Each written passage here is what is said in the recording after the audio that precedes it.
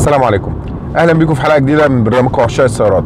مثبت السرعه من الاوبشن الجميل قوي في اي عربيه، نظرا لان هو بيقوم بثلاث وظائف اساسيه. اول وظيفه فيهم انه بيريحك وقت السفر، تاني وظيفه ان هو بيريح الموتور والجير، تالت وظيفه اهم وظيفه ان هو بيوفر بنزين. طبعا هتستغرب، هتقول لي ايه دخل مثبت السرعه بتوفير البنزين؟ هقول لك تابع الحلقه للنهايه وانت هتعرف التركايه الفنيه في الموضوع ده. بالرغم من ان مثبت السرعه اوبشن جميل قوي، الا ان للاسف ناس كتير مش بتعرف تستخدمه. لذلك في حلقتنا النهارده هنتعرف مع بعض على مكانه، طريقه تشغيله، وكمان ازاي بيوفر بنزين.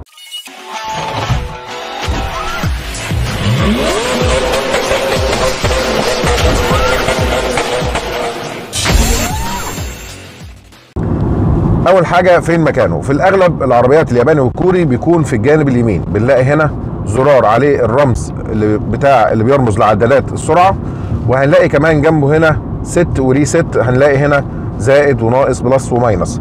ده في العربيات الياباني والكوري. العربيات الصيني بقى بيكون معكوس، بيكون في الجنب الشمال، والتحكمات بتاعه الميديا بتيجي هنا في الجنب اليمين. في اغلب العربيات الاوروبي بقى بيكون دراع منفصل موجود تحت المقود او تحت الدركسيون. تمام، ده كده بالنسبه لمكانه. طيب طريقه تشغيله بتكون ازاي؟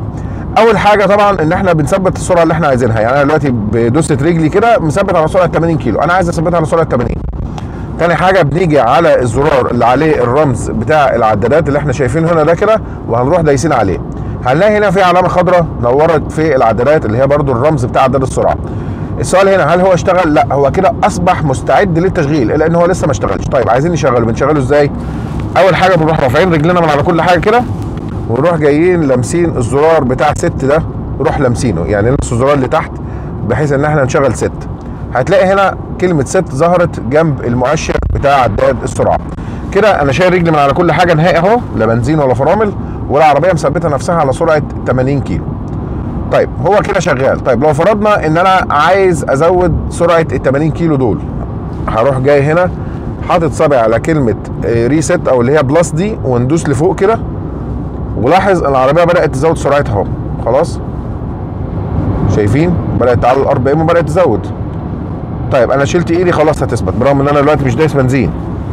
طيب هنيجي هنا عايزين نقلل السرعه تاني ل 80 كيلو، هنروح جايين الزرار اللي هو ست اللي هو عليه ماينس ده وعليه سالب ده، ونبدا ان احنا ننزل لتحت. خلاص نبدا ان احنا نثبت صابعنا عليه لتحت. زي ما احنا شايفين السرعه بدات تقل خالص لحد ما وصلت لل 80 كيلو تاني. طيب لو فرضنا ان انا في مفاجئ قدامي فجاه وعايز ان انا ازود السرعه، هروح جاي دايس بنزين عادي اهو، زودت السرعه اهو. تمام، عديت المفاجئ بتاعي، شلت رجلي من على البنزين تاني، هتلاقي هنا النظام رجع تاني كمكان ووقف تاني على سرعه 80 كيلو اللي احنا كنا شغالين عليها تاني.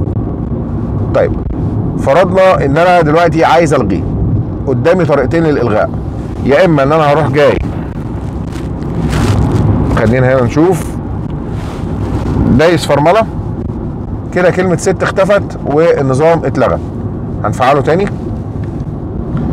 الطريقه الثانيه للالغاء، يبقى احنا اول طريقه ان احنا ندوس فرامل، تاني طريقه ان احنا نلمس الزرار ده تاني، الزرار اللي هو بتاع التشغيل بتاع تفعيل النظام في الاساس، فاكرينه كده؟ النظام اتفصل خالص والعربيه اتحررت وبقت تحت رجلك ان انت تشغلها تاني زي ما انت عايز. يبقى ده كده طريقه استخدامه. طيب السؤال هنا بقى، هنخلينا نشغله تاني. السؤال هنا ازاي بيوفر بنزين؟ بص يا جميل، في المعتاد وانت ماشي انت بتقعد تزود وتنقص تزود وتنقص، رجلك مش هتبقى ثابته قوي، فطبعا ده بيخلي العربيه تقعد تزود الار بي ام وتنقص الار بي ام. في حاله بقى تشغيل مثبت السرعه اللي بيحصل كالاتي، ركز كده معايا. العربيه بتروح جايه مخليه عدد لفات المحرك اقل ما يكون، زي ما احنا شايفين احنا دلوقتي ماشيين 80 كيلو وعدد لفات المحرك ما جابش 2000 لفه. وكمان بتروح جايه رافعه الجير او الفيس بتاعها لاعلى نسبه عندها. يعني هنا هنجيب على المانوال مود، هتلاقيه هنا على الساتت دي اللي هي اعلى حاجه عندي، خلاص، او اعلى غيار عندي. ايه الهدف؟ لما يبقى الغيار عالي وبيخلي الار بي ام او عدد لفات المحرك يبقى اقل ما يكون، فطبعا بالتالي بيوفر بنزين معاك كتير. فلاحظ ان انت دلوقتي ماشي طريق سفر كامل والسرعه بتاعتك على 2000 لفه، يعني يا دوب فوق سرعه السلانسيب 1000 لفه بس، فانت كده طبعا بيوفر معاك توفير جامد قوي. طيب في هنا حاجه بقى للناس اللي بتشتغل مثبت السرعه، الناس اللي عارفه ازاي بيشتغل، بس في عندهم غلطه دايما بيسالوني فيها. يجي يقول لي ايه، العربيه عندي فيها مشكله او مثبت السرعه عندي فيه مشكله، اقول له ايه هي؟ يقول لي مثلا انا مثبت السرعه مثلا سي مثلا على 150 كيلو، وبعدين فجاه الاقي الار بي ام راح رافع جامد والموتور بيزعق وما بيرجعش. ايه اللي حصل؟ اللي حصل ان بتبقى العربيه هي المفروض انها مثلا ماشيه على سرعه 150 160 وانت مثبت السرعه، المفروض انها بتجيب الغيار الساتت علشان تريح نفسها، الا ان مثلا قابلها مرتفع، قابلها هواء، قابلها اي حاجه عايزه عزم زياده، فبتروح عامله ايه؟ بتروح مسقطه لنفسها غيار. لو انت جبتها المانوال مود في اللحظه دي هتلاقيها راحت مسقطه الخامس او الرابع، وتبدا انها تعلي الار بي ام علشان تجيب عزم يمشيها. وقت ما وصلت لطريق مستقر، طريق فلات عدل او طريق جاي بنزول، فتبدا ان هي ترجع تاني لاعلى غيار عشان ترجع تاني تحاول انها توفر بنزين. يبقى ده كده اتركاه للناس كتير بتغلط او بتحس ان هي في عندها مشكله في موضوع مثبت السرعه. وكمان دلوقتي عرفنا ازاي اصلا مثبت السرعه بيشتغل، وكمان ازاي بيوفر بنزين. انا شايف انها حلقه مهمه جدا فيها شويه معلومات مفيده، فحاول ان انت تدوس اعجاب، حاول ان انت تساعدنا على نشرها في كل مكان، نظرا ان في ناس كتير جدا محتاجه المعلومه دي.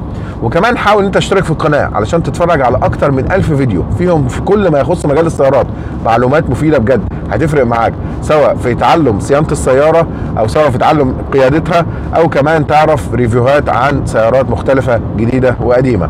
دلوقتي اشوفكم باذن الله على خير في تريكات جايه كتير وحلقات جايه اكتر، والسلام عليكم.